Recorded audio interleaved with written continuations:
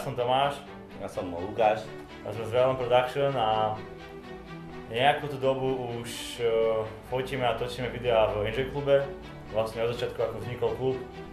Teraz sme boli oslovení chalanmi z Universal Media, keďže sme sa snažili každú akciu, čo bola v meste, či už Karneval, alebo bol Big Jump, alebo Lampiony, teda tisíce želania. Milióny želaní na námestí. Ale sme sa vždy snažili nejakým spôsobom natočiť a nejako proste cvičiť našu schopnosť v kamerovaní a strihaní. A ako sme tieto videá robili, tak postupne si nás vlastne chalani všimli. Už nám hovorili, legendy sa šírili pomedzi priestor, že už vtedy, keď sme robili video s tisícou želaní, že sa im to video páčilo a ako náhle vlastne organizovali akciu na Hlinkovom námestí Big Jump 2013. A sme z toho urobili video, chalom sa veľmi páčilo a sa nám ozvali, či by sme teda nedali nejakú tú spoluprácičku. Tak sme sa dostali k videám z Enjoy Club. Prvýkrát, keď sme počuli o projekte Enjoy Club, si nás zavolal vlastne Majo do kancla a hovoril nám, ako to chcú a celá tá vízia a ako chcú vlastne tie videá. Servus, Lukáš?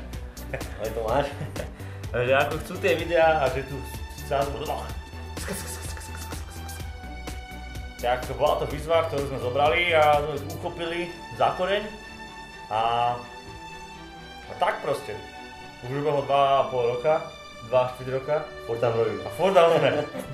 Tak asi tam niečo na tom bude.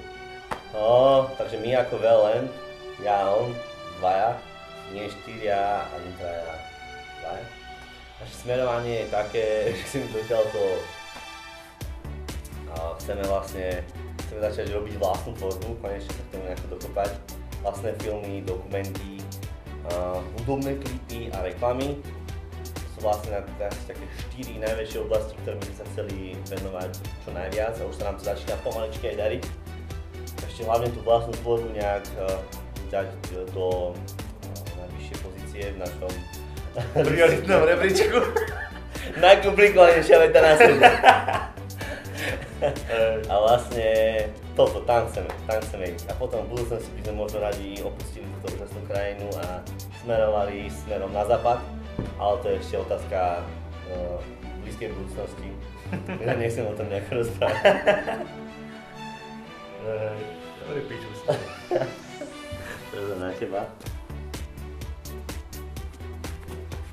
Tak my ako fotografi a videografi v Enjoy v podstate máme iba tú povinnosť nafotiť a natočiť ľudí.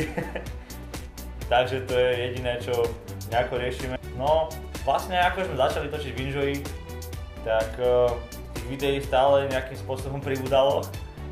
Vždycky sa s tou postprodukciou nejakým spôsobom nejako proste vyhrať, skúšať si rôzne efekty a také všelijaké srandy, však tých videí tak si ich pozri všetky. Krista Boha. Čo sme ich robili len tak, alebo čo? Nebol Enjoy, zo začiatku to bolo iba čisto, robili sme videá iba pre Enjoy, fotili sme, vlastne sme sa učili fotiť v Enjoy. Nejakým spôsobom tie fotky aj tak vyzerajú aj na začiatku. Plné lúzry. Veľa vecí sa z toho vyvinulo, veľa nových známostí, nových kamarátov a nových ľudí, ktorých máme radi. A tak sme proste radi, že sa nám stala táto vec.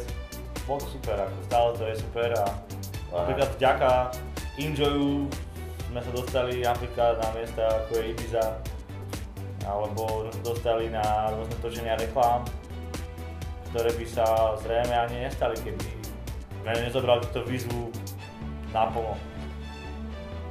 Takže v podstate robte to, čo vás baví, využite každú príležitosť, čo je a možno raz v živote budete robiť aj to, čo chcete.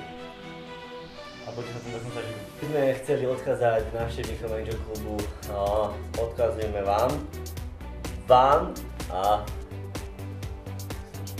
majte veľa detí spolu. Deti sú super, no. Deti sú super. Hlavne tie, ktoré vzniknú v Enjoy klube. Ale čo by som vedel, ako by som jednou vetou charakterizoval NJ klub? No jasne. Jedna veľká miestnosť, kde sa nachádza strašne veľa ľudí a hrá tam DJ.